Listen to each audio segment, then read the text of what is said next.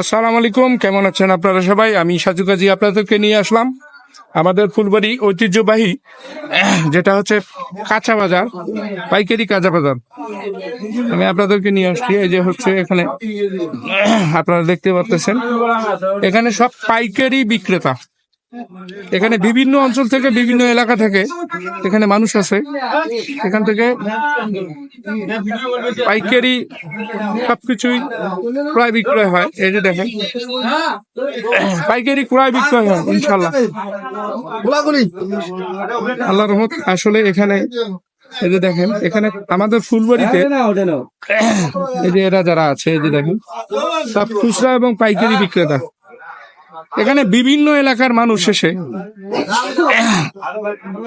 বিভিন্ন প্রকার সবজি, মরিচ, পেঁয়াজ, রসুন সমস্ত কিছু এই যে দেখেন, এক একটা ঘর সবগুলাই কিন্তু মহাজনদের। এই যে দেখেন এখানে এগুলো সম্ভবত লবণ। হ্যাঁ, লবণ। আপনারা দেখতে পাচ্ছেন, এগুলো সব পাইকারি এবং খুচরা বিক্রেতা ক্রয় বিক্রয় করে। আমি যদি দেখাই, আসলে প্রাকৃতিক দুর্যোগের কারণে এই মাঠটা পুরাটাই পানিতে ভরা, পুরাটাই পানি ভরে আছে। এটা যদি এটা যদি কোনো প্রকার সংস্কার করা যাইতো তাহলে অবশ্যই ভালো হইতো। এখানে দেখেন আপনারা, দেখেন সুন্দর সবগুলো টাটকা, সবগুলো টাটকা শাকসবজি এখানে নিয়ে আসছে। আসলে দেখে খুব ভালো লাগতেছে। ভাই, এখন কি আজকে সব ক্রয় করছেন নাকি? কেমন ব্যবসা চলছে? কেমন আপনাদের ব্যবসা?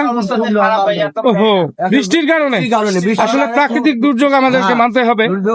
যাই হোক, এই কারণে হয়তোবা আমাদের এই পাইকারি খুচরা বাজার, খুচরা এবং পাইকারি বাজারের সমস্যা। বিভিন্ন জন মহাজনরা একটু মন খারাপ করে বসে আছেন অবশ্য।